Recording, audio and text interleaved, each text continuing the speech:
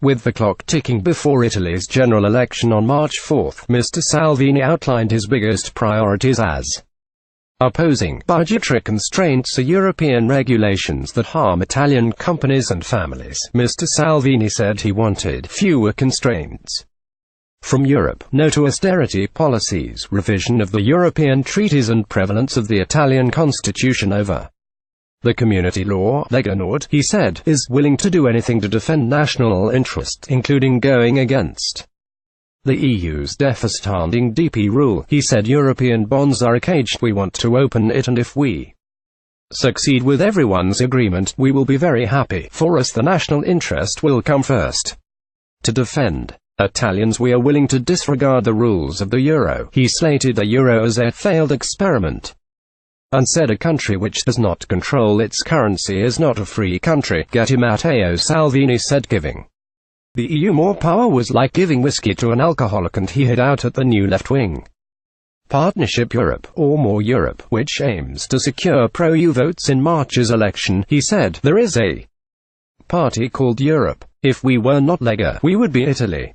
To have a name like Europe is like giving whiskey to an alcoholic. The Europe partnership will be formed by three parties: the Italian Radicals, led by Emma Bonino, Forza Europa led by Benedetto Della Vedova, and the Democratic Centre Party. In a statement on the website, the coalition announced, "We are Italian citizens, convinced that in order to face the great issues of our time, we need broader answers that can only be given by a more European Italy.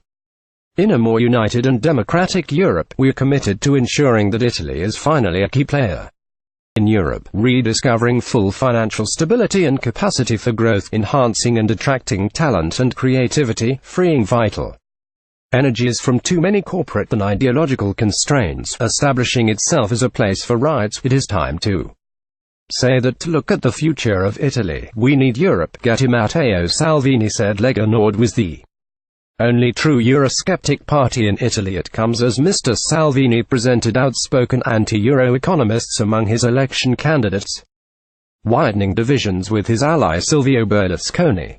The four-times Prime Minister Mr. Berlusconi is presenting himself as a moderate, pro-European figure ahead of the March 4 vote, and on Monday he met EU leaders in Brussels, where he promised Italy would keep its budget deficit inside EU limits.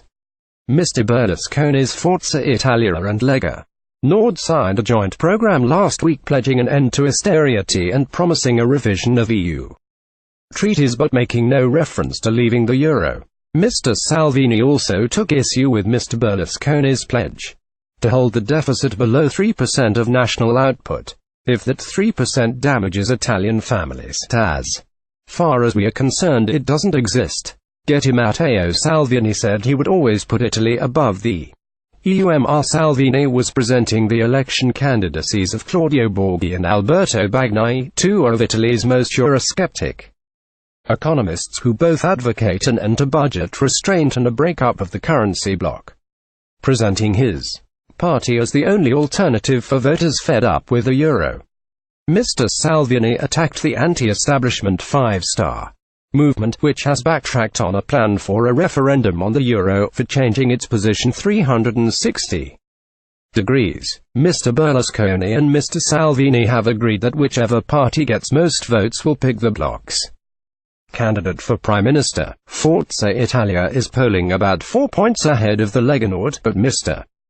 Berlusconi cannot run himself because of a 2013 tax fraud conviction.